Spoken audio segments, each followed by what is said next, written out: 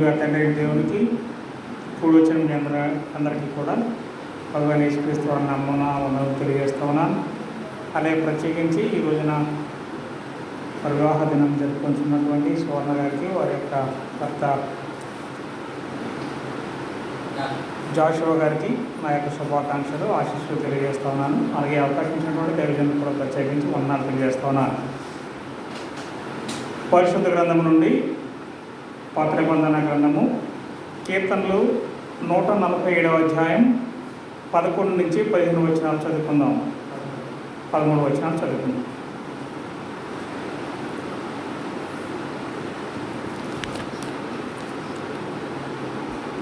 తన యందు భయభక్తులు గలవారి యందు తన కృప కొరకు కనిపెట్టు వారి యందు యెహోవా ఆనందించువాడనై ఉన్నాడు. యెరూషలేమా యెహోవాను కొనియాడము, సీయోను నీ దేవుని కొనియాడము. ఆయన నీ గుమ్మముల గడియలు బలపరిచి ఉన్నాడు, నీ మధ్యన నీ పిల్లలను ఆశీర్వదించి ఉన్నాడు. దేవుడి వాక్యాన్ని మన హృదయాల్లో ఫలం చేయని కాక ప్రార్థన చేసుకుంటాం. సకల ఆశీర్వాదములకు కాంక్షంబోధుడు ప్రేమ కలిగిన మా తండ్రి, దయ మా ప్రభువా, నీ ఘనమైన శ్రేష్టమైన నామానికి కృతజ్ఞతలు, స్తుతులు, స్తోత్రాలు చెల్లించుకుంటున్నాం. నా తండ్రి, గతించిన కాలం అంతా నీ సజీవమైన రెక్కల చోట మమ్మల్ని అందరినీ భద్రపరిచిన తండ్రి, క్షేమకరమైన జీవితాలు మాకు అనుగ్రహించి మేము చేసిన పనులను ప్రయాణాలను మాకు తోడు నీడుగా ఉంది. నా తండ్రి, ఒక నూతన దినాన్ని మా జీవితాల్లో అనుగ్రహించిన ప్రభా, నేను ప్రార్థించే సజీవులుగా ఉంచాలని నీకు స్తుతులు. నా తండ్రి, ఈ మధ్యాహ్నకాల సమయంలో ఏర్పరచబడినటువంటి కృతజ్ఞత కొడుకును బట్టి ప్రత్యేకించి నీకు స్తుతులు చెల్లించుకుంటూ ఉన్నాం. నా తండ్రి, మరి దంపతులకు ఒక నూతన వివాహ దినాన్ని వారి జీవితంలో ప్రవేశపెట్టినందుకు కూడా నీకు స్తుతులు చెల్లించుతూ ఉన్నాం. హృదయాలోచనలు ఎరిగిన నా తండ్రి, వారి హృదయాల్లో మీరు ఉండండి. వారు తలపెట్టిన ప్రతి మంచి పనులు నా ప్రభువ మీరు ఉండిన ప్రభువ సంతృప్తిపరచండి. వారి హృదయాలోచనలు ఏమైనా మాకైతే తెలియదు నా ప్రభువ, ప్రతి మంచి ఆలోచనను సఫలతపరిచి నా ప్రభువ వారి ఊరిని కూడా సంతోషంగా నడిపించండి. పరిమితమైన తండ్రి, ఈ దినం ద్వారా నీ మాటలు మరొకసారి వినడానికి మాకు ఇచ్చిన ఈ సమయాన్ని బట్టి నీకు స్తుతులు. వాక్య పరిచర్యలు నా ప్రభువ, మరి దైవదాసులు విషయంలో నా ప్రభువ వీటిని ప్రేరేపించండి. మంచి వాక్యం ద్వారా మమ్మల్ని నడిపించడానికి తగిన జ్ఞానాన్ని, శక్తిని, బలాన్ని పెట్టి అనుగ్రహించి విరిచిన మాకు మంచి జ్ఞానాన్ని భక్తితోనూ భక్తితోనూ విని దాని మా హృదయాల్లో పొందుపరుచుకునే జ్ఞానం మాకు అనుగ్రహించండి. ఇంతవరకు కూడా నా ప్రభావ జరిగిన ప్రతి పనులు మీరు తోడేడుగా ఉన్నారు. అటువంటి నా ప్రభావ తోడు నీడను ఇక ముందు కూడా అందించిన ప్రభావ సంతృప్తిపరచమని, ఈ యొక్క నిత్యమైన సత్యమైన సజీవమైన కృపకు పాత్రలు ముందు కొనసాగడానికి సహాయం అనుగ్రహించమని మా ప్రభువును మీ ప్రియకుమారుడైన యేసుక్రీస్తు నామమున బ్రతిమాలి వేడుకుంటున్నాం తండ్రి. ఆమేన్.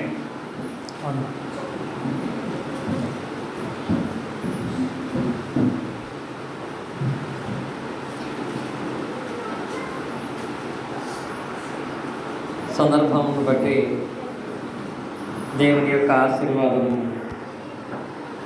ఏర్పాటు చేసిన కుటుంబానికి మనందరికీ కలుగుటలో దేవుని మాటల వలన మనం బలపరచబడాలని ప్రార్థన చేసినటువంటి సోదరులు రాజారాం గారికి హృదయపూర్వక వందనాలను తెలియజేస్తున్నాను.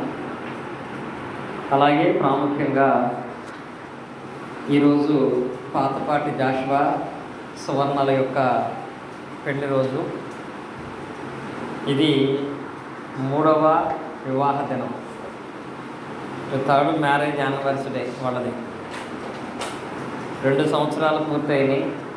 3వ సంవత్సరం అనేటువంటి దాంపత్య జీవితంలో వాళ్ళని దేవుడు ప్రవేశపెట్టి ఉన్నాడు. కనుక ఈ 3వ సంవత్సరమున ఇలా ఏర్పాటు చేయడంలో గల కారణం ఏంటంటే, ఈ 3వ సంవత్సరంలో కూడా మేమిద్దరుగా కాకుండా ముగ్గురుగా ఉండాలని వాళ్ళ కోరిక. ముగ్గురుగా ఉండటం అంటే దేవుడు వాళ్ళకి గర్భఫలమును దయచేయాలని, అందుకొరకు దేవుని కృప, సంఘం యొక్క ప్రార్థన కావాలని ఈ విధమైనటువంటి ప్రత్యేకమైనటువంటి కోరికను జాషువా సువర్ణలు ఏర్పాటు చేశారు. అందును బట్టి వివాహ దిన శుభాకాంక్షలు తెలియపరుస్తూ క్రీస్తు నామమున వారికి కూడా హృదయపూర్వక వందనాలను తెలియచేస్తున్నాను. ఈ క్రమంలో నేను ఎప్పుడూ కూడా ఇలాంటి ప్రార్థనలు ఏర్పాటు చేస్తున్నప్పుడు ఎందుకు అనను కానీ ఈరోజు జరుగుతున్న దాన్ని బట్టి నిన్న మా జ్యోతితో నేను అన్నాను, సరే పెళ్లి రోజు జరిగించుకోవాలనుకుంటున్నారు, ఈ పెళ్లి రోజు జరిగించుకోవాలనే ఉద్దేశంతో ప్రార్థన పెట్టుకోవాలనుకుంటున్నారు, మంచిదే. ప్రార్థనతో పాటుగా వచ్చిన వాళ్ళందరికీ కూడా భోజనాలు కూడా ఏర్పాటు చేయాలని ఆలోచన వాళ్ళు కలిగి ఉన్నారు. ఇప్పుడు ఉన్నటువంటి పనులు లేని పరిస్థితుల్లో, ఆర్థిక ఇబ్బందుల్లో ఇంత ఖర్చు పెట్టి ఈ విధంగా చేయటం అనేది వాళ్ళు ఎందుకు చేస్తున్నారో అడిగావన్న మా జ్యోతితో. మా జ్యోతి ఏమందో తెలుసా, ఇప్పుడు ప్రార్థనా విషయంలో ఖర్చు పెడుతుంటే ఎందుకు ఖర్చు పెడుతున్నారు అనగమంటున్నారు, ప్రార్థనా విషయంలో మాత్రమే అలాంటి లెక్కలు మనకు వస్తాయా? ఇంతకుముందు ఆల్రెడీ జాషువాకు ఒక బండి ఉంది, అయినా సువర్ణ ఇంకొక బండి కొంది. ఇంకొక బండి ఎందుకు కొన్నావు అని ఎప్పుడు అడగమనలేదే. అప్పుడు షాపు కాబట్టి, తనకు అవసరం కాబట్టి అది కొన్న ఇబ్బంది లేదని అడగలేదు. ఆల్రెడీ 15,000 పెట్టి టీవీ కొన్నారు. టీవీ కొన్నప్పుడు ఎందుకు కొన్నారని అడగమనలేదే. టీవీ ఎందుకు? ఖాళీ టైంలో కాలక్షేపం చేయడానికి. అలా వాళ్ళు సొంతమైన వాటి కొరకు ఖర్చు చేసినప్పుడు అడగమని అనలేదు. కానీ వాళ్ళు ప్రార్థన పెట్టుకుని భోజనాలు ఏర్పాటు చేసుకుని సంతోషంగా జరిగించాలనుకుంటే దీన్ని మాత్రం మనం ఎందుకు అడగాలి అని అంది. ఇంకా తర్వాత నేనేం అడుగుతాను, ఇంకా నేనేం అడగగలను? కనుక చక్కటి ఉద్దేశంతో వాళ్ళైతే ఈ కార్యక్రమాన్ని ఏర్పాటు చేశారు. దేవుని కృప వారి యందు ఉన్నట్లుగా, దీనిని బట్టి ఆశీర్వాదం దేవుడు వారికి ఇచ్చినట్లుగా మనమైతే వారి కొరకు ప్రార్థన చేద్దాము. సరే, ఈరోజు వివాహ దినము కనుక ఈరోజు వాక్య భాగములో నుంచి కూడా భార్యాభర్తల గురించినటువంటి విషయాలను దేవుని వాక్య భాగంలో నుంచి మనం ధ్యానించుకుందాము. భార్యాభర్తల గురించిన విషయాలు. సహజంగా భార్యాభర్తలు ఎలా ఉండాలని మనుషులు కొన్ని సామెతలు చెప్తారో తెలుసా? ఎలా ఉండాలనుకుంటారు? భార్యాభర్తల్ని కొన్ని పక్షులతో పోలుస్తారు. ఎలా ఉన్నారని ఈ బాగా గుర్తుంటాయి మనకు చక్కగా. చిలక గోరింకల్లాగా ఉండాలని, చిలక గోరింకల్లాగా ఉంటారని, చిలక గోరింకల్లాగా ఉండాలని మనం కోరుతూ మాట్లాడుతూ ఉంటాం. వాస్తవంగా దీనికి నన్ను ఒక ఆయన అడిగాడు, ఇదేంటి భార్యాభర్తల్ని చిలక గోరింకల్లాగా ఉండమంటారేంటి? ఆ చిలకకి గోరింకకి సంబంధం ఏంటి? చిలక గోరింక ఒక చోట ఉండవు కదా, చిలక గోరింక వాటి జాతులు వేరు కదా, భార్యాభర్తల్ని చిలక గోరింకల్లాగా ఉండమంటారేంటి అంటారండి అని అడిగాడు. నిజమే, చిలక వేరు గోరింక వేరు. కానీ ఎందుకు ఆ పదాన్ని వాడతారంటే వాడేటప్పుడు ఒక అక్షరం తీసేస్తారు. చిలకల్లాగా గోరింకల్లాగా ఉండండి అనేది దాని అర్థం. కానీ దాంట్లో ఒక చిలక ఒక గోరింకగా మార్చేశారు. చిలకల్లాగా గోరింకల్లాగా ఉండటమంటే మీరు ఎప్పుడైనా చూడండి, చిలక అనేది ఒంటరిగా కనపడదు. ఎప్పుడైనా కాకులు ఎప్పుడు ఒంటరిగా కనపడతాయి, మిగతా కొన్ని గద్దలు ఒంటరిగా కనపడతాయి. కానీ చిలక ఎప్పుడూ కూడా ఒంటరిగా తన ప్రయాణాన్ని కొనసాగించదు. ఎప్పుడు 2 లేక ఎక్కువ సమూహమే.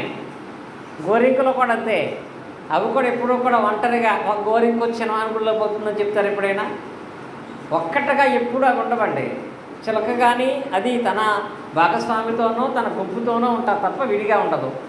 గోరింకలైనా తన భాగస్వామితోనూ తన గుంపుతోనూ తప్ప విడిగా అవి కనపడవు, విడిగా నివాసం చేయవు. ఎప్పుడూ కూడా అవి 2 కలిసే ఉంటాయి. కాబట్టి అలాగే భార్యాభర్తలు కూడా ఎక్కడైనా ఇద్దరు ఉండాలని, ఎక్కడైనా ఇద్దరు నివసించాలని. రెండవది, పక్షులలో అందమైనటువంటిదిగా మనం చూడాలంటే చిలక చాలా అందమైంది. ఎందుకంటే దానికి ఉన్నటువంటి ఆకుపచ్చ కలర్ కానీ, దాని ముక్కు కానీ చాలా అందంగా ఉంటుంది. చాలా వరకు పెంచుకునేటువంటి వాటిలో చిలకలు ఎక్కువ మంది పెంచుకుంటారు. ఎందుకంటే అది చూడటానికి చాలా అందంగా ఉంటుంది కాబట్టి, అది దీని ఆహారం కూడా మనకు నచ్చుతుంది కాబట్టి. అలాగే అందంగా భార్యాభర్తలు ఉండాలని, ఎక్కడైనా ఇరువురు కలిసిన వాళ్ళుగా ఉండాలని ఈ భార్యాభర్తల్ని చిలక గోరింకలుగా పోల్చి మాట్లాడతారు. అలా వాళ్ళ జీవితం అందంగా ఉండాలని అనుకుంటారు. ఇలాగూ కాక ఒకరికొకడు ఎప్పుడు విరోధంగా దెబ్బలాడుకునే వాళ్ళు ఏమంటారు చెప్పండి సామెత? అది కూడా మీరే బాగా చెప్పేస్తున్నారు. వీళ్ళు ఎప్పుడు పాము ముంగిసలాగా ఉంటారు.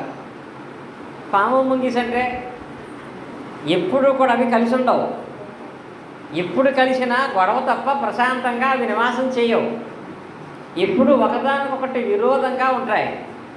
ఒకదాని మీద ఒకటి తిరుగుబాటు చేస్తూ రెండు ఎప్పటికప్పుడు బలాబలాలు చూసుకుంటాయంట. బలాబలాలంటే దీని బలం ఎంత, దాని బలం ఎంత. ఇలా కొంతమంది భార్యాభర్తలు అంతే. నీ నోరెంత, నా నోరెంత, నీ బలగం ఎంత, నా బలగం ఎంత, నీ తెలివితేటలంత, నా తెలివితేటలంత అనుకున్నట్లుగా ఉండేటువంటి వాళ్ళ విషయంలో ఇలా పోల్చుతారు. భార్యాభర్తలు అనేవాళ్ళు పాము ముంగిసలాగా ఉంటే వాళ్ళ జీవనం సంతోషంగా ఉండదు. భార్యాభర్తలు అనేవాళ్ళు చిలకల్లాగా గోరింకల్లాగా ఉంటేనే వాళ్ళకి ఆనందం అందంగా ఉంటుంది. అందరూ కూడా వాళ్ళని బట్టి సంతోషించే విధంగా ఉంటుంది అనే దాన్ని మనం వాటిల్లో చూస్తాం. అలాంటి చిలక గోరింకం లాంటి భార్యాభర్తలు బైబిల్లో ఉన్నారు. పామూసు ముంగిస లాంటి భార్యాభర్తలు కూడా బైబిల్లో ఉన్నారు.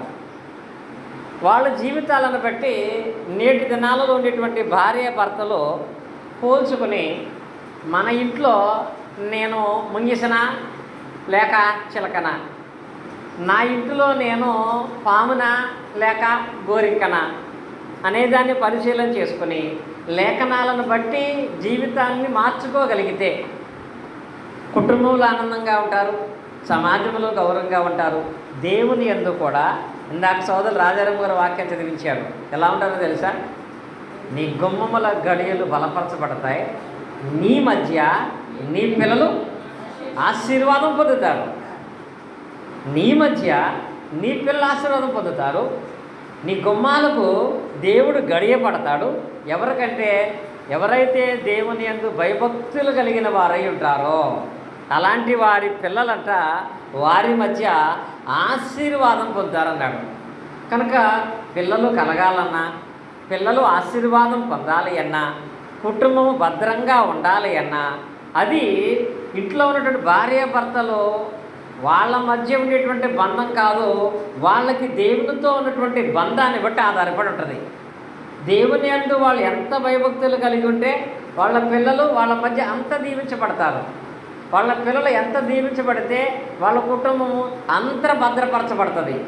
అలా దేవుని యందు భద్రపరచబడే విధంగా కుటుంబాలు ఉండాలంటే ఫస్ట్ మంచి భార్యాభర్తలుగా పరిశుద్ధ గ్రంథంలో మనం చూడాలంటే పాత నిబంధనలో బెస్ట్ కపుల్ ఎవరు? పాత నిబంధనలో మంచి భార్యాభర్తలు ఎవరు చెప్పుకోవచ్చు మనం? మంచి భార్యాభర్త అంటే ఎవరండి? ఎప్పుడూ కూడా తన భర్తను గౌరవిస్తూ మాట్లాడే భార్యే మంచి భార్య. ఎప్పుడూ కూడా తన భార్య మాట కూడా వెలిగిస్తూ, తన భార్యను కూడా మర్యాదిస్తూ, తన భార్యను కూడా గౌరవించేవాడు మంచి భర్త. అలాంటి భార్యాభర్తలు ఎవరు? అబ్రహాము శారాల గురించి మనం మాట్లాడుకుంటున్నాం. చాలా చక్కగా మీరు తెలియపరిచారు. అబ్రహాము మంచి భర్తగా ఎందుకు ఓటేశారు మీరు? అబ్రహాము మంచి భర్తగా ఎలా అయ్యాడు? వాస్తవంగా చెప్పాలంటే ఇప్పటి కాలంలో భార్యలు అనుకునే కోణాన్ని బట్టి అబ్రహాం మంచోడు కాదు. భార్యలు అనుకునే కోణాన్ని బట్టి అంటే ఈ రోజుల్లో ఒక పూట ఆహారం అనటమే చాలా కష్టం. టీవీ సీరియల్కి టైం చాలట్లేదు. కానీ మరలా వంట చేయటం అనేది ఎంత కష్టం. మిట్ట మధ్యాహ్నం అబ్రహాము కొంతమంది వ్యక్తులను తీసుకొచ్చి వాళ్ళ కోసం భోజనం చేయమన్నాడు. ఈయన వంటలా ఏమన్నాడు? 3 మనుషులను తీసుకుని వచ్చి చారా వీళ్ళ కొరకు నువ్వు ఆహారం రెడీ చేయి. అది కూడా వెజిటేరియన్ కాదు, మాంసం వండి పెట్టాలి, రొట్టెలు చేసి పెట్టాలి. ఇప్పటికిప్పుడు వాళ్ళకి ఆకలి అవుతుంది కాబట్టి వండి పెట్టమన్నాడండి. ఇలా మాట్లాడితే బయట నుంచి ఎవరినో ఒకరిని తీసుకొచ్చి, మాట్లాడితే ఎవరో ఒకరిని తీసుకొచ్చి వాళ్ళకి భోజనం పెట్టు, వాళ్ళకి టిఫిన్ పెట్టు అనే భర్త ఉంటే ఎలా ఉంటుంది? ఎలా అనిపిస్తుంది? మా జ్యోతి బాగా ఎప్పుడన్నా కోపం వచ్చినప్పుడు అంటది, అసలు ఇలా జీవికంటే ఏదో డ్యూటీకి వెళ్ళిపోతే ప్రశాంతంగా ఉంటుందంట నాకు అప్పుడప్పుడు. అంటే ఎప్పుడో అంటది, చేస్తుంది కానీ ఇలా ఇంక రెగ్యులర్గా చేస్తూనే ఉంటే కంటే ఏదైనా డ్యూటీకి వెళ్తే ఒక పని ఉంటుంది ఏమంటుంది, కానీ ఓపికతో చేస్తుంది అనుకోండి. కానీ ఇక్కడ ఇలాంటి భర్త ఆమెకు ఉన్నాడు. అలాంటి భర్తను ఆమె కలిగి ఉన్నప్పుడు ఆమె చేసినటువంటి ఆ పరిచర్య అనేది ఎంతో అద్భుతంగా ఉంటుంది. మధ్యాహ్నం వేళ వాళ్ళకి ఆతిథ్యం ఇచ్చింది, మధ్యాహ్నం వేళ వాళ్ళకి ఆహారం రెడీ చేసింది. ఆ మధ్యాహ్నం వేళ చేసినటువంటి ఆతిథ్యాన్ని బట్టి ఆమెను దేవుడు అన్ని విషయాలలో కూడా అధికంగా ఆశీర్వదించినట్లుగా మనం చూస్తాము. కానీ ఇలాంటి భర్తగా ఉన్నటువంటి అబ్రహాముకి దేవుడు తన భార్య విషయంలో చెప్పినటువంటి ఒక మాటను మనం చదువుకుంటాము. ఆదికాండం యొక్క వాక్య భాగంలో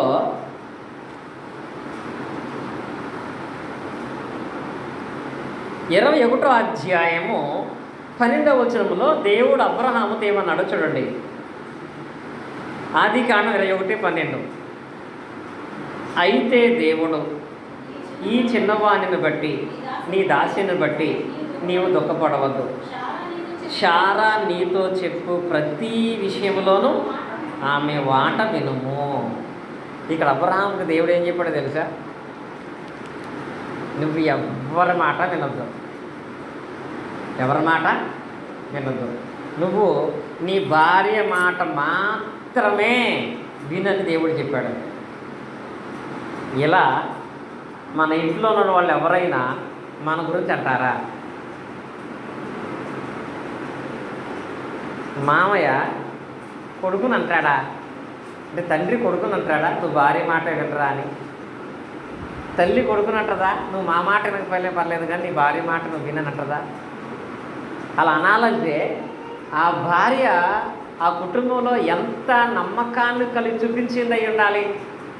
ఆ భార్య ఆ కుటుంబంలో ఎంత ప్రత్యేక స్థానాన్ని కలిగినటువంటి అయి ఉండాలి.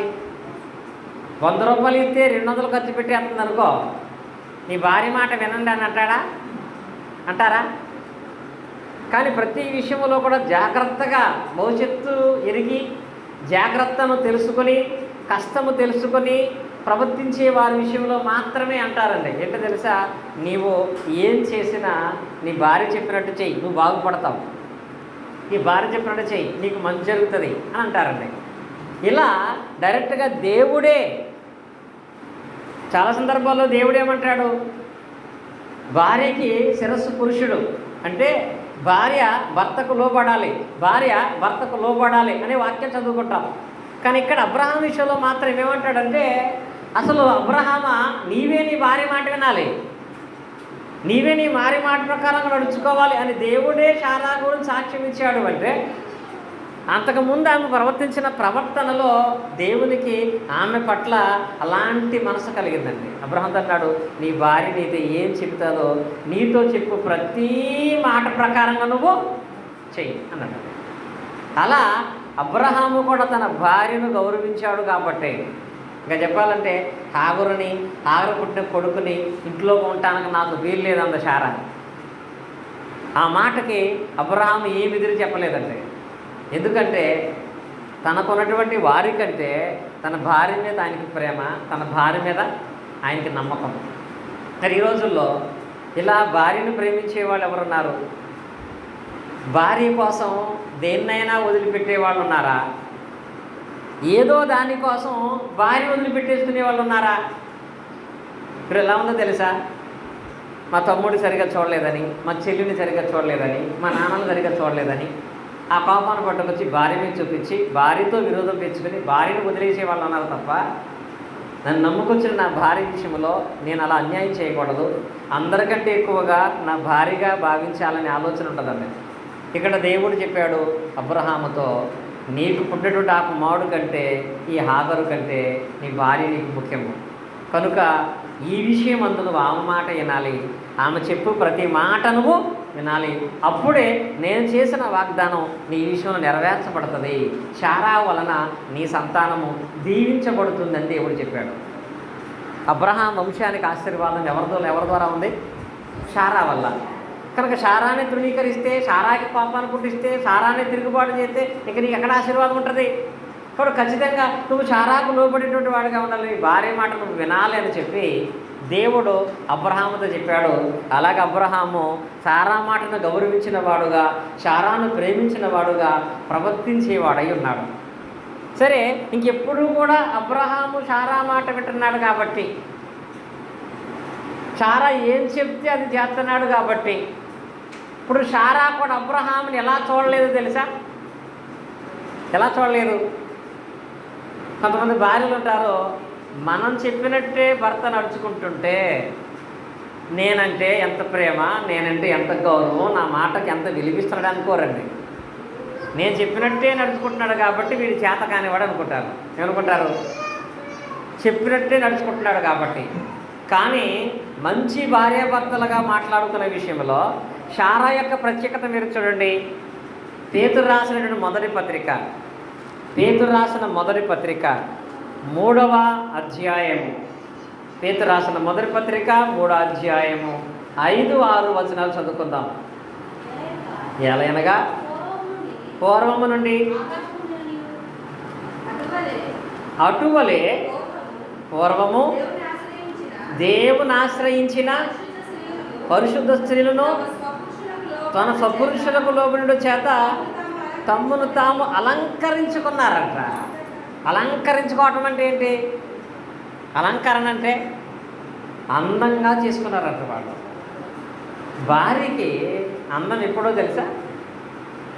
ఎప్పుడు భార్య అందంగా ఉంటుంది? ఎప్పుడు భార్యకు సంపూర్ణమైన ఆనందం ఉంటుంది? ఎప్పుడు ఉంటుంది?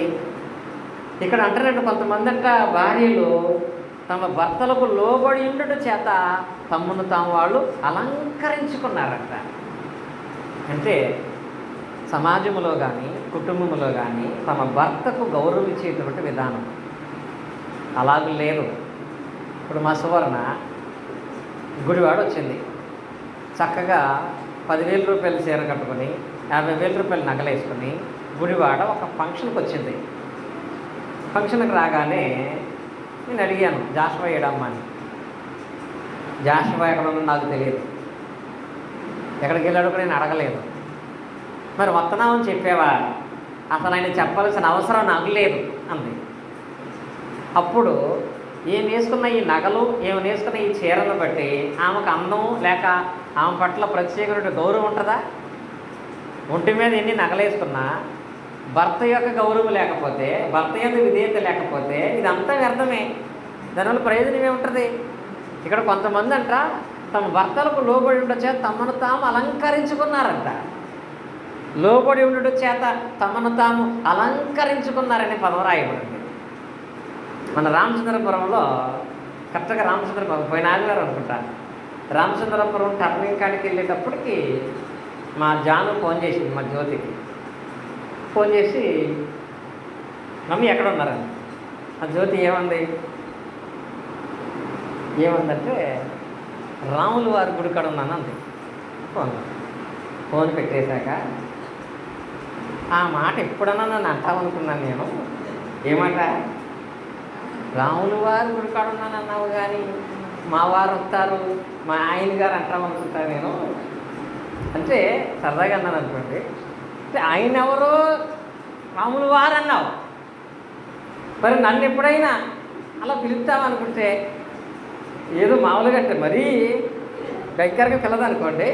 అంటే ఆ మాట మాట సరదాగా మా జ్యోతి అన్నా నేను. అంటే మా వారు అనే పదంలో అక్కడ ఎంత అందం లేక ఎంత సంతోషం, ఎంత గౌరవం ఉంటుంది. ఆడు అనే పదంలో ఎంత గర్వం, ఎంత అహంకారం ఉంటుంది. ఎందుకంటే అక్కడ అందం అనేది వేసుకునే వస్త్రాలను బట్టి ఉంటుందండి. అందం అనేది ఆమె తన భర్తను గౌరవించే దాన్ని బట్టి కనపడుతుంది. తన భర్తను గౌరవించే విషయంలో మాట్లాడే మాటలను బట్టి కనపడుతుందండి. సామెత గ్రంథంలో అంటాడు, గుణవతైన భార్య అంట తన భర్తను 10 మంది ముందు కూర్చోబెడుతుందంట. అంటే 10 మంది పెద్దల ముందు కూర్చోబెట్టడం అంటే 10 మంది పెద్దల ముందు తీసుకెళ్ళి ఈయన ప్రత్యేకమైన సింహాసనం వేసి కూర్చోబెట్టారంటే ఇతనికి ఆ గౌరవం ఎక్కడి నుంచి వచ్చింది? ఇంటి దగ్గర భార్యను బట్టే. భార్య పగలంతా వీధులంతా తిరిగితే భర్త పరువంతా తీసేసింది.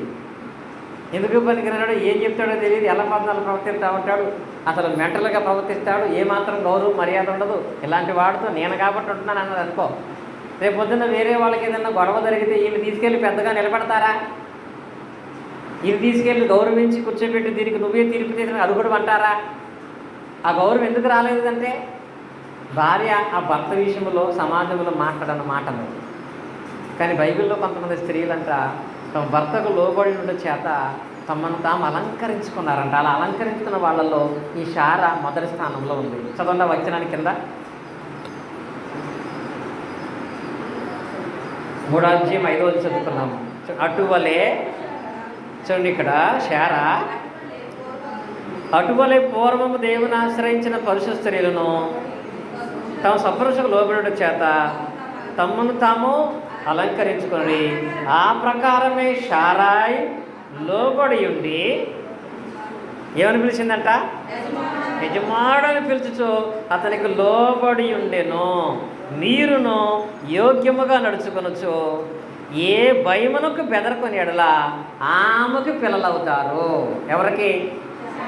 శారాకు మీరు పిల్లలవుతారు, మంచి భార్యలు అవుతారు. శారా వలె ఆశీర్వాదం పొందిన సంతానాన్ని పొందుకుంటారు. శారా కూడా అంట అటువలే స్త్రీలు ఎలా ప్రవర్తించారో అలంకరించుకున్నారో, శారా కూడా తనను తాను ఎలా అలంకరించుకుందంటే తన భర్తను ఏమని పిలిచేదంట? యజమానుడా అని పిలిచేదంట. ఇంట్లో ఏమో ఏం మాట ఆయన వింటాడు, బయటికి వెళితేనేమో ఆయన చెప్పకుండా ఏం చేయనంటది. ఎంత గౌరవం!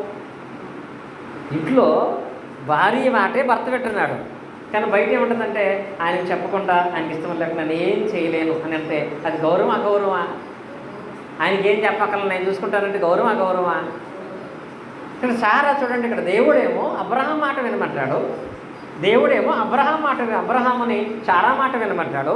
శారా ఏమో ఆయన నా యజమానుడు, ఆయన యజమానుడు అని చెప్పి ఇలా ఒకరినొకరు గౌరవించుకుని వాళ్ళగా ఉన్నారు. కాబట్టి చిన్నవానుగులున్న మీ దృష్టిలో కూడా వాళ్ళు మంచి భార్యాభర్తలు అయ్యారు. ఎవరు? శారా, అబ్రహాం అనేటువంటి వాళ్ళు దేవుని దృష్టిలో కూడా మంచి వాళ్ళగా ఉన్నారు. కాబట్టి వారి మధ్య వారి సంతానాన్ని దేవుడు దీవించినట్లుగా లేఖన భాగాల్లో మనం చూస్తాము.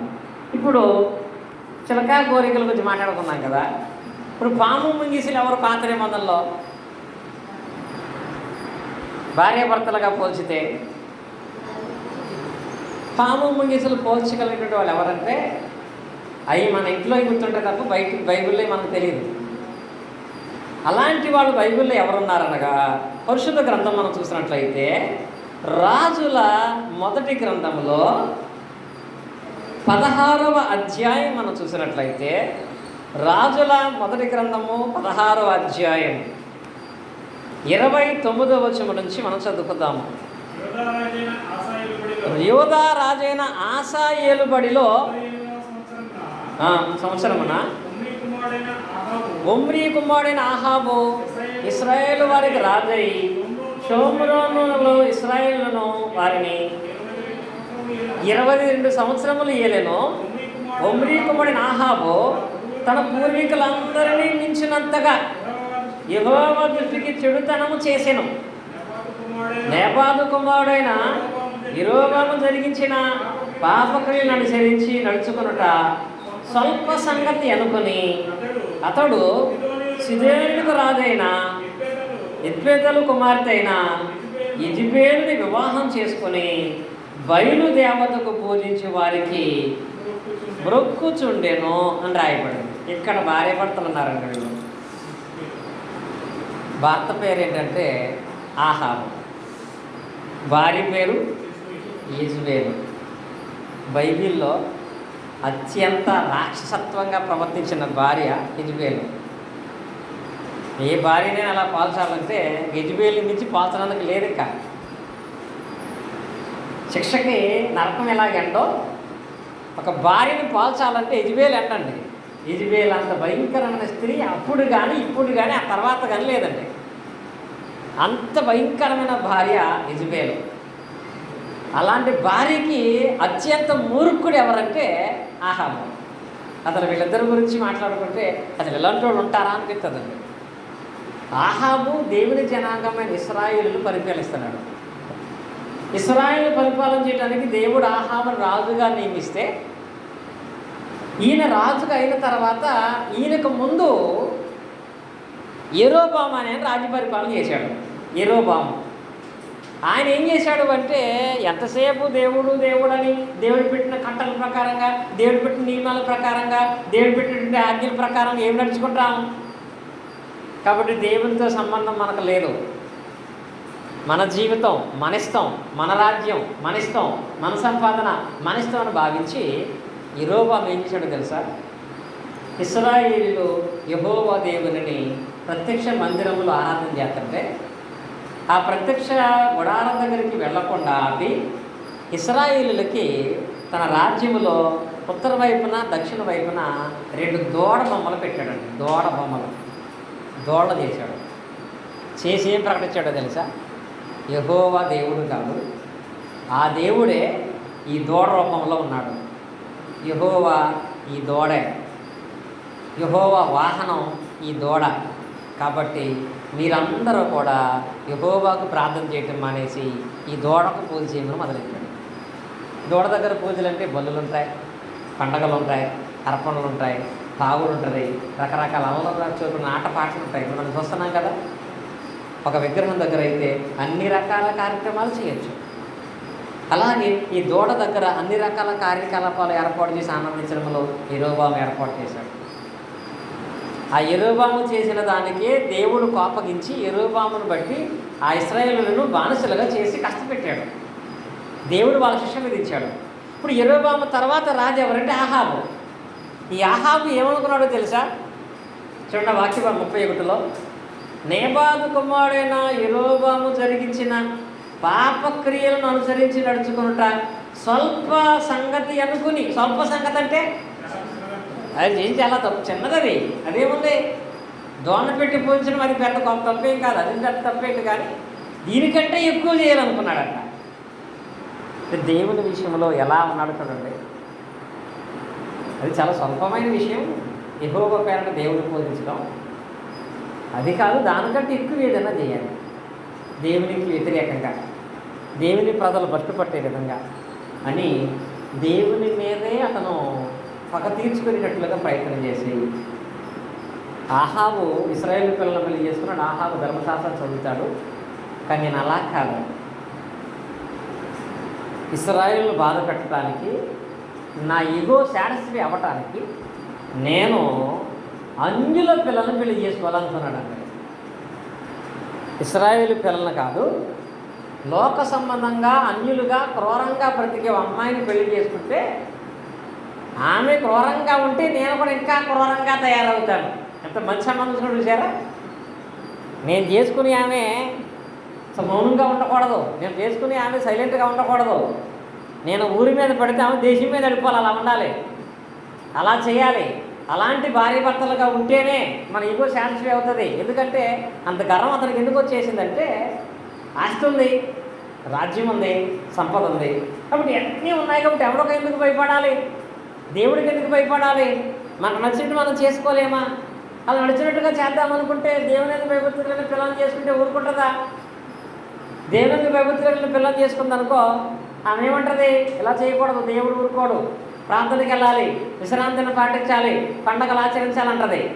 కాబట్టి నేను అనుకున్నట్లుగా లోక సంబంధంగా అన్ని వ్యసనాలతో బతకాలంటే దేవుని భయభక్తులు అమ్మాయి భార్యగా రాకూడదు. లోక సంబంధంగా బ్రతికే ఆమె అయితే ఎలా ఉంటుంది? అన్ని రకాలుగా నాకు సపోర్ట్ చేస్తుందని కావాలని యాహాబు ఎతికి అత్యంత కఠినంగా ప్రవర్తించేటువంటి స్త్రీ ఎవరని ఎతికి యెజెబెల్ని పెళ్లి చేసుకున్నాడు. ఈమె ఎలాంటి స్త్రీయో తెలుసా? ఈమె సపరేట్గా ఒక టీం మెయింటైన్ చేస్తుంది. ఈమె బయలు అనే ఒక దేవుణ్ణి చేసుకుని సొంతంగా ఆ బయలు అనే దేవుణ్ణి పూజించడానికి 450 మంది పూజారులు ఇంట్లో పెట్టుకుంటుంది. ఎప్పుడు ఎంతమందిని? 450 మంది పూజారులు ఎప్పుడు కూడా బయలుకు పూజ చేస్తూ, బయలుతో పాటుగా ఈమెను కూడా పూజిస్తూ, వాళ్ళు ఈమెతో అన్ని రకాలుగా అసభ్యకరంగా ప్రవర్తించే విధానంలో జీవించేవాళ్ళు. అలాంటి బయలును పూజించేటువంటి అలాంటి ప్రవక్తల్ని పెంచేటువంటి యెజెబెల్ని పెళ్లి చేసుకున్నాడండి ఇప్పుడు. అప్పటి వరకు దేవునికి వ్యతిరేకంగా ఆహాబు ఒక్కడే ఉన్నాడు. ఇప్పుడు దేవునికి వ్యతిరేకంగా ఆయన భార్య, ఆయనకి భార్యకి సపోర్ట్గా 450 మంది. ఇంతమందిని తీసుకొచ్చి దేవునికి వ్యతిరేకంగా బయలుకు ఈ ఆహాబు అనేవాడు కూడా మొక్కటం స్టార్ట్ చేశాడు. ఎప్పుడైతే బయలుకు ఆహాబు మొక్కుతున్నాడో, యెజెబెల్ని పెళ్లి చేసుకున్నాడో, నిజంగా గయ్యాళైనటువంటి ఆమెను పెళ్లి చేసుకుంటే ఆ భర్త పరిస్థితి ఎలా ఉంటుంది? సామెత గ్రంథాలు అంటాడు, గయ్యాలైన భార్యతో పెద్దింట్లో ఉండటం కంటే మిద్ది మీద ఒక మూల బతకడం మంచిది అంటాడు. మూల అంటే మిద్ది అంటే తెలుసా? ఎవడో లేకుండా నటకం మీదకి ఎక్కి మూల పడుకుంటే ప్రశాంతంగా ఉంటాం. గయ్యాలైన భార్యను చేసుకుంటే ఎంత పెద్దింట్లో ఉన్నా అది నీకు నరకమే. ఎందుకంటే ఆమె తన మాట నెగ్గించుకోవాలనుకుంటా తప్ప నీ మాట వినే ఆలోచనే చేయదు. ఇంకా యెజెబెల్ ఎలాంటిదంటే ఈయన మాట విందో, దేవుడి మాట విందో, సొంతంగా తానే దేవుడిని పూజించే విధానం అలవాటు చేసేది. అలాంటి ఆమెను తీసుకొచ్చి పెట్టుకొని అతని ఉద్దేశం ఏంటంటే దేవుడికి చెడు చేద్దాం అనుకున్నాడు. కానీ అలాంటి భార్య తీసి ఎవరు తెచ్చుకున్నాడు? చెడు తనకు తానే నాశనం తెచ్చుకున్నాడు అన్నమాట. ఇలాంటి భార్యని పెళ్లి చేసుకున్న తర్వాత రాజ్యంలో ఎవరు ఆహాబు మాట వింటలేదు. ఎందుకంటే ఆహాబు కూడా మాట్లాడితే యెజెబెల్ని అడగాలంటున్నాడు. ఎందుకని? ఆమెకు చెప్పకుండా ఏమన్నా చేశాడా? అవసరం చంపేద్దు కూడా. అలా దావం తెచ్చుకున్నాడు. ఎప్పుడైతే యెజెబెలు 450 మంది ప్రవక్తలను తెచ్చుకుని బయలు పూజిస్తుందో, ఆ ప్రాంతంలో ఏలి అనే ఒక ఆయన వెళ్ళి, యెజెబెల్ అనేటువంటి అన్య సంబంధమైన ఆచారాలు మీరు ఆచరిస్తున్నారు, ఇది మంచిది కాదు, ఆమె మంచి భార్య కాదు. ఆహాబుతో చెప్పాడు, నువ్వు చేసుకున్న భార్య మంచిది కాదు, ఆమె గయ్యాలి అయ్యి నిన్నే బెదిరించేస్తుంది కదా, అలాంటి ఆమె దేవుని ప్రజలను కూడా బాధ పెడుతుందంటే ఆహాబు ఆ విషయంలో నేను ఏం చేయలేను, ఎందుకంటే ఆమె నా కంట్రోల్లో లేదు, నేనే ఆమె కంట్రోల్లో ఉన్నాను కాబట్టి ఆమె చెప్పింది నిర్మోహమాట నేను చేయటమే అన్నాడండి. అప్పుడు ఏలియా 2 ఎద్దులను వధించి, తెలిసి మీ సంఘటన, ఒక కట్టెల మీద ఒక ఎద్దును పడుకోబెట్టి మరో కట్టెల మీద ఎద్దును పడుకోబెట్టి ప్రార్థన చేస్తే బయలు ప్రవక్తలందరూ ప్రార్థన చేశారు. ఆ అగ్ని రాలేదు, ఆ కట్టెలను కాల్చలేదు. ఏలియా ప్రార్థన చేశాడు, అగ్ని వచ్చి ఆ బలిపశును కాల్చేసింది. ఆ రోజు ఏలియా, మీరు విన్నారు కదా, బయలు లేడు, బయలు ప్రవక్తలు లేరు, ఇది అబద్ధం, యెహోవా దేవుడే నిజమని చెప్పి ఆ 450 మందిని ఏలియా చంపించేస్తే, ఏలియా ఈ 450 మందిని చంపించాడని యెహోవా ప్రవక్తలందరినీ చంపించేసింది యెజెబెలు. దేవుని సేవకులను చంపినటువంటి స్త్రీ యెజెబెలు. సేవకుల్నే చంపించేసిందంటే ఇక సామాన్యమైన వాళ్ళ పరిస్థితి ఏంటి? ఆహాబు పరిస్థితి ఏంటి? ఆమె జీవితం అంతా ఒక రక్తమే. అసలు స్వచ్ఛందంగా అందరి క్షేమం కొరకు ప్రార్థించే వారిని, అందరి క్షేమం కొరకు దేవుని అర్పణించే వారిని ఈమె చంపించేసిందండి. ఎప్పుడైతే సేవకులను చంపించిందో, దేవుడు ఆహాబుతోనూ అతని భార్యతోనూ ఒకే మాట అన్నాడు. ఏంటో తెలుసా? ఇలాంటి చెడు భార్యాభర్తలుగా మీరు ఉన్నారు కాబట్టి వాళ్ళ విషయంలో ఆయన చెప్పినటువంటి మాట చూడండి. 2వ రాజుల గ్రంథంలో 9వ అధ్యాయము 36వ వచనం. 2వ వారి ఇంటికి వచ్చి అతనితో ఈ సంగతి చెప్పగా అతను ఇట్లా, నేను ఇది యెజెబెలని ఎవరినో గుర్తు లేకుండా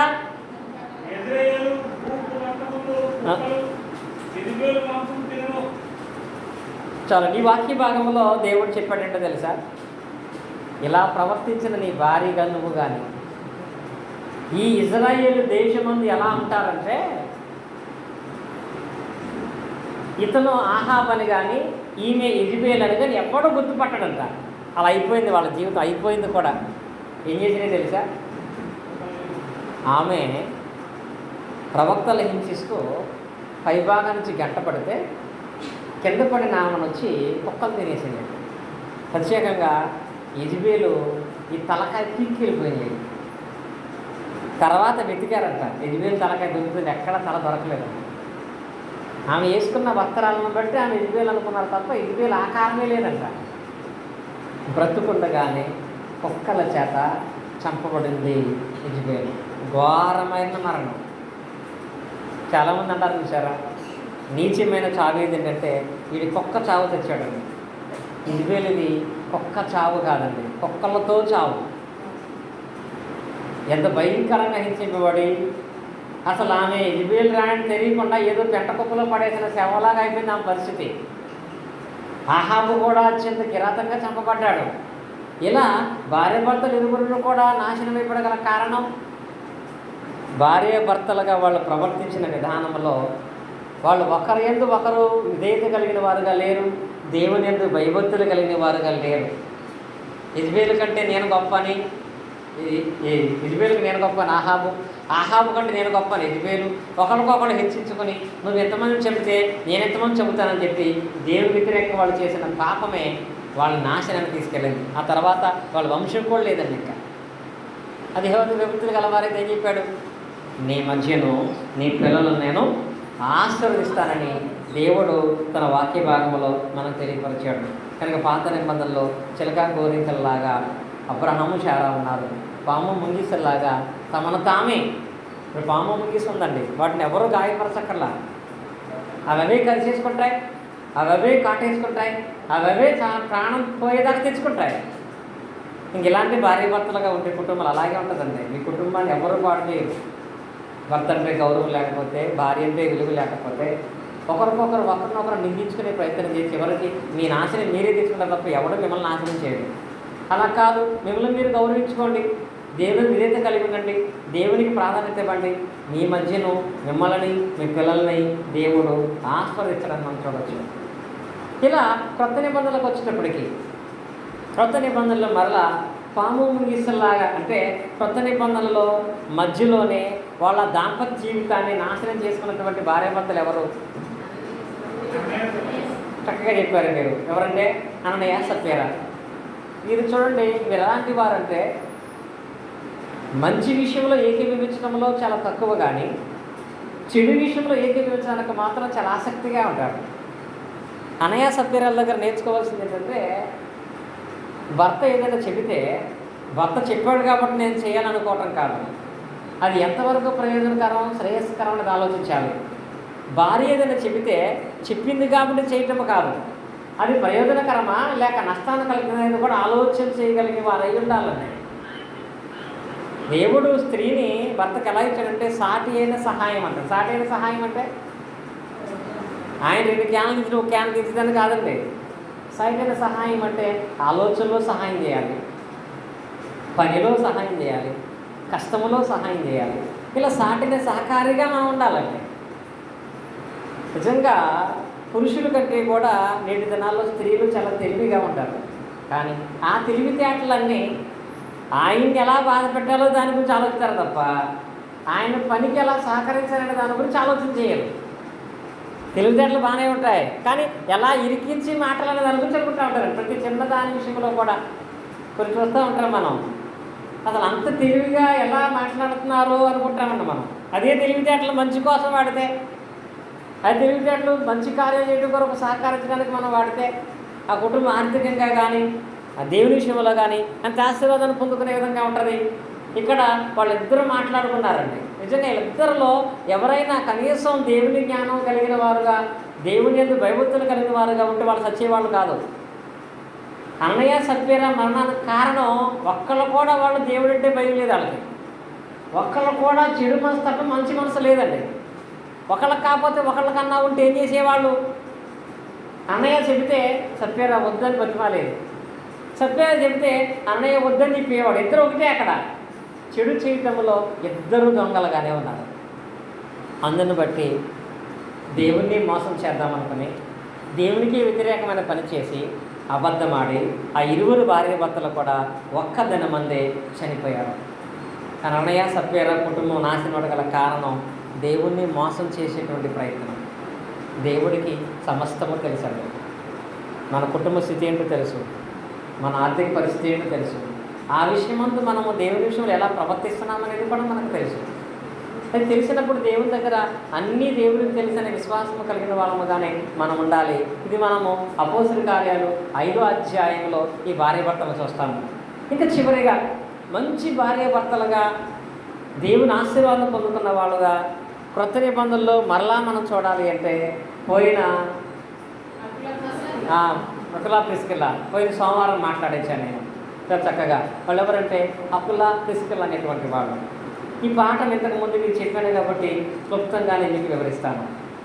ఈ అకులా ప్రిస్కిల్లాలు దేవుని చేత ప్రత్యేకించబడి, ఇంకా చెప్పాలంటే చిలక గోరింకలు అంటే వాళ్ళే. ఎందుకో తెలుసా? వాళ్ళ గురించి పరిశుద్ధ గ్రంథంలో 6 సార్లు రాయబడింది. బైబిల్లో 6 సార్లు రాయబడింది. కానీ ఈ 6 సార్లు ఎక్కడ రాసినా 2 పేర్లు రాశాడు దేవుడు. ఎక్కడైనా మీరు చూడండి, ఉదాహరణ మనం చదువుకుందాము.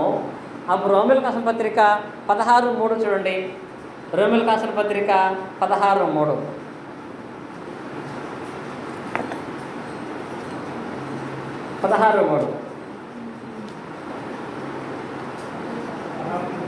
క్రీస్తునందు నా జతపరబడిన ప్రిస్కిల్లాకును అకులకును నా వందనములు చెప్పుడే. ఎవరన్నా విడదీయలేదు ఇక్కడ, భార్యాభర్తలు విడదీయలేదు. 1 కొరింథీ 16:9 చూడండి. 1 కొరింథీ 16:19. అక్కడ కూడా ఏం రాశాడంటే పౌలు గారు కొరింథీ సంఘానికి రాస్తూ 16:9. అవునండి, 16:19 అండి.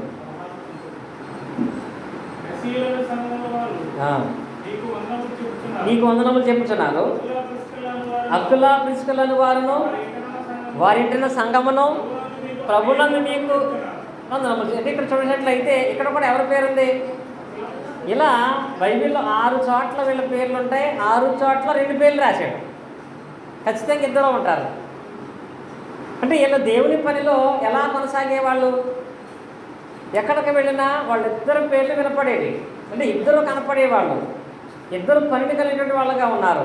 వీళ్ళిద్దరు పేర్లు ఎక్కడా విడదీయబడలేదు. అన్నయ్య సత్యరా గురించి కలిపి ఉండవండి. ఫస్ట్ అన్నయ్య వెళ్ళాడు, అన్నయ్యకి చచ్చిపోయిన తర్వాత అప్పుడు సత్యరా వచ్చింది. ఆహాబు యెజబేలు కలిసి ఉండరండి.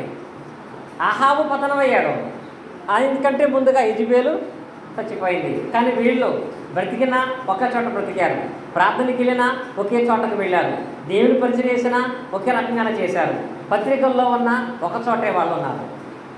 అందుకని దేవుడు వీళ్ళని భయభక్తులు కలిగినటువంటి భార్యాభర్తలుగా దేవుని వాక్య భాగంలో ఇచ్చినట్లుగా మనం చూస్తున్నాం.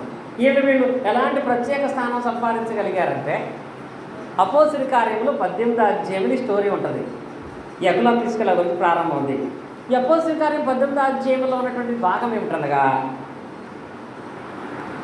క్రీస్తు శకం 1వ శతాబ్దంలో పరిపాలన చేసేది ఎవరంటే రోమీయులు.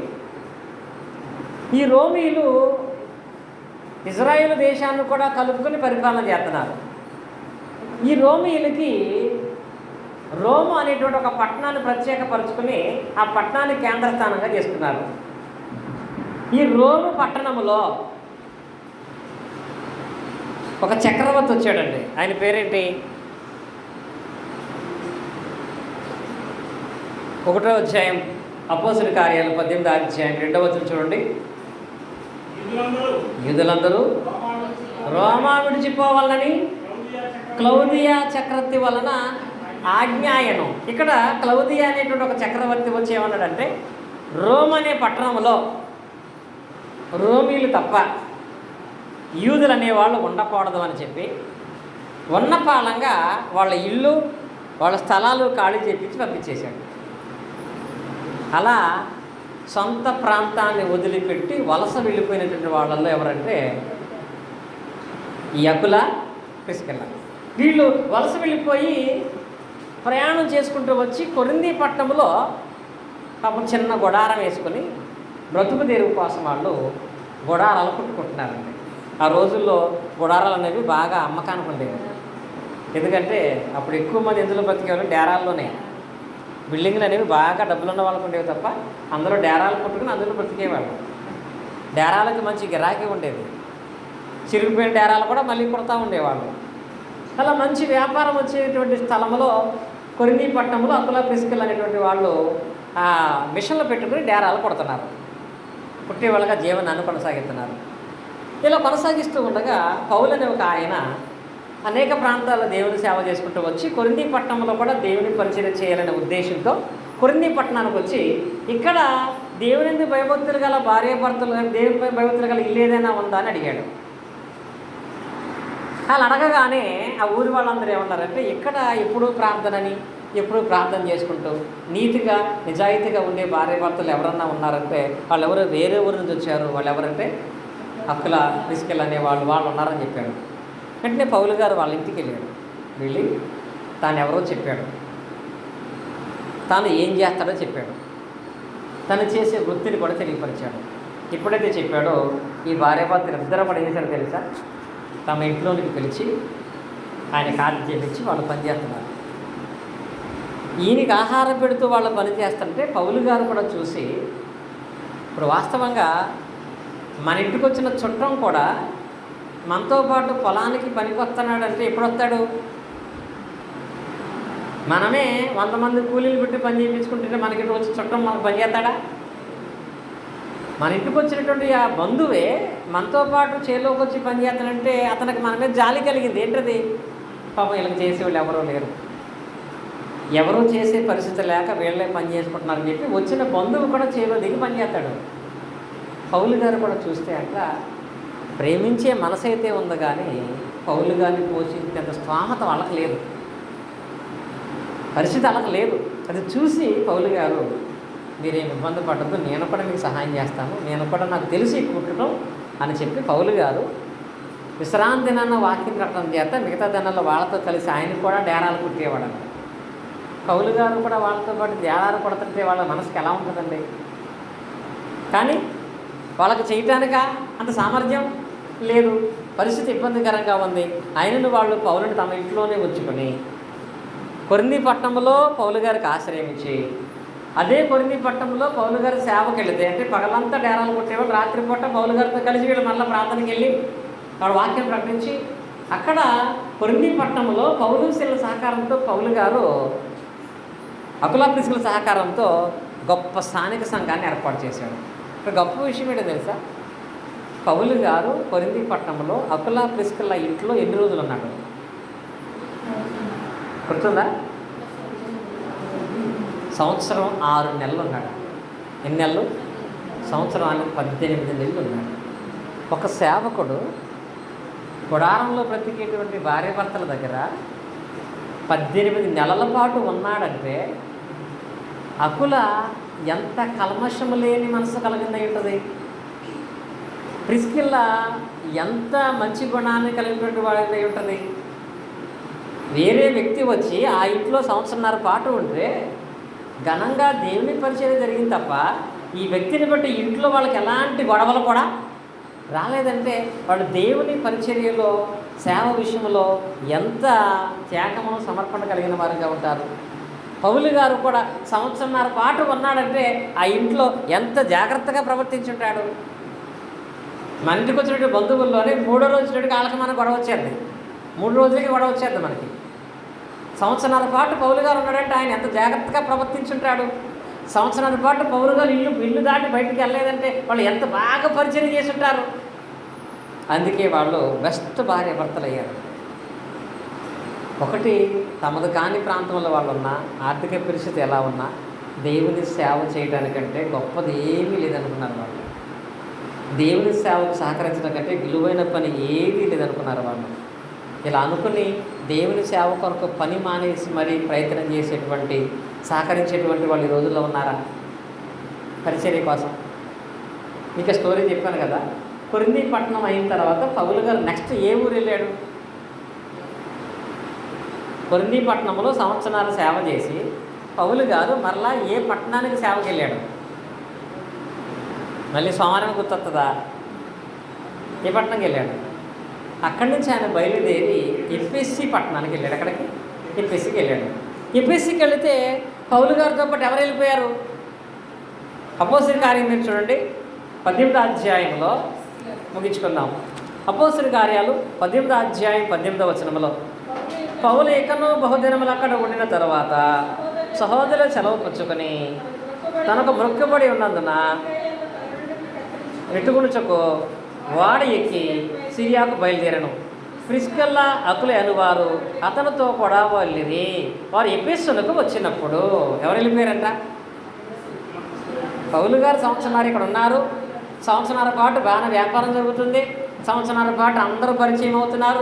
సంవత్సరం పాటు ఈ పని వాళ్ళ చేస్తారని పరిచయం అయిపోయింది. ఇప్పుడు మరి సడన్గా ఆ ఊరు వదిలేసి వేరే ఊరికి వెళ్ళాలంటే మళ్ళీ వాళ్ళ వృత్తి ఏమవుద్ది? మళ్ళీ కొత్త, మళ్ళీ అన్నీ ప్రారంభించాలి.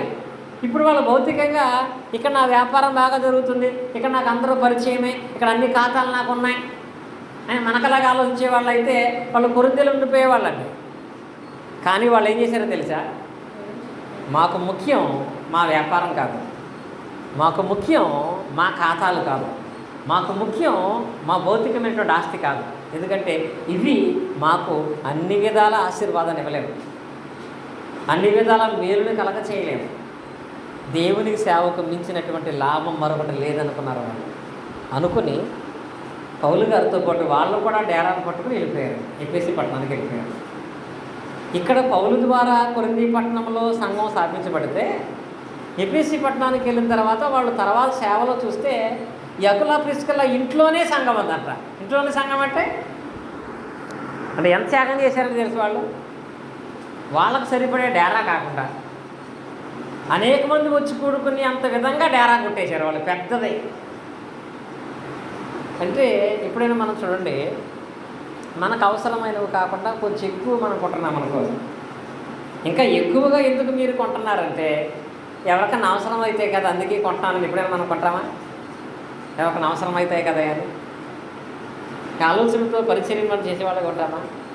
ఇప్పుడు మందిరానికి వస్తున్నా చెప్తున్నా, మందిరానికి వస్తున్నాం, ఒక వాటర్ బాటిల్ తెచ్చుకుంటున్నాం, ఒక వాటర్ బాటిల్ తీసుకొచ్చాం. ఎప్పుడైనా 2 వాటర్ బాటిల్ తెచ్చాం మనం అంటే 2 వాటర్ బాటిల్ తేవటంలో ఉద్దేశం ఏంటి? ఒకటి నీకు, 2 ఎందుకు? ఎవరైనా తాగుతారు కదా. అంటే ఒక నీళ్ళు గురించి చెప్పట్లేదండి, పరిచయ విషయంలో అలాంటి స్వభావం ఈ అకుల ప్రిస్కిల్లాది. అలా వాళ్ళు ఉన్నారు కాబట్టి దేవుడు వారిని ఆస్వాదించాడు, రక్షణలో బలపరిచాడు. వారు అనేక మందికి రక్షణ కలుగు చేసే విధంగా ఆశీర్వాదకరంగా వారిని మార్చినట్లుగా లేఖన భాగాల్లో మనం చూస్తామండి. మరి నేటి దినాల్లో ఈ పరిస్థితుల్లో ఉంటే మనం ఏమంటాం? ఎలాంటి ఆలోచన అవుతుంది? ఒక దేవుని సేవ అనే ఒక కారణాన్ని బట్టి అక్కడ వ్యాపారం ఆపేయాల్సి వచ్చింది.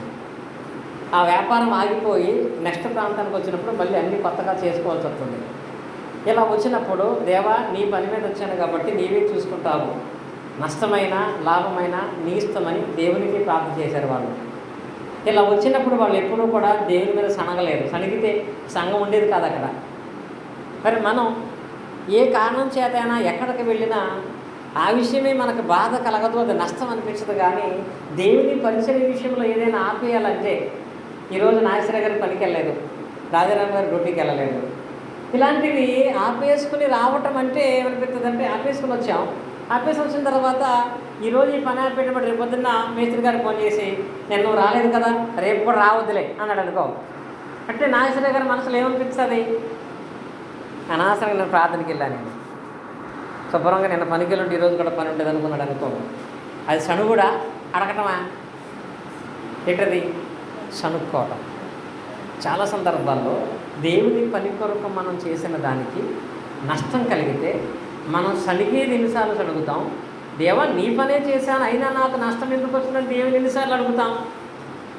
అడిగేది తక్కువ, సణిగేది ఎక్కువ. కానీ వీళ్ళు ఎప్పుడూ సనగలేదండి.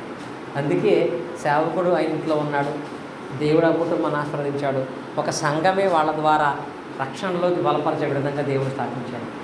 కనుక నేటి దినాల్లో దేవుని ఆశీర్వాదం పొందాలంటే చెప్పుకున్నాం కదా, యెహోవాకు భయభక్తులు కలిగిన భార్యాభర్తలుగా ఉండాలి అంటే, నీ గుమ్మాలు గడియలు బయలుపరచాలంటే, నీ మధ్య నీ పిల్లల దేవుడు దీవించాలంటే అలాంటి భార్యాభర్తలుగా ఉండాలి.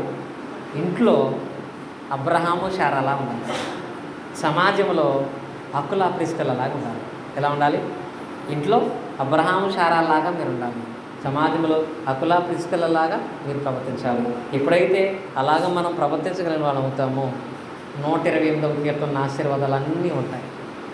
ఏంటవి? యెహోవాయందు భయభక్తులు కలిగి ఆయన త్రోవలందు నడుచు వారందరూ ధన్యులు. నిశ్చయముగా నీ చేతులకు అచయితము అనుభవిస్తావు. మూడవది, నీ భార్య ఫలించు ద్రాక్ష వల్లి వలె ఉంటుంది. నీ పిల్లలు నీ భోజన బల చుట్టూ ఒలివ మొక్కల వలె ఉంటారు. వారు గుమ్మములలో నీ విరోధులతో వాదిస్తారు. నీవు నీ పిల్లల్ని చూస్తావు. ఇది ఎవరికి వచ్చే ఆశీర్వాదం? యెహోవాయందు భయభక్తులు కలిగినటువంటి వారికి వచ్చే ఆశీర్వాదం.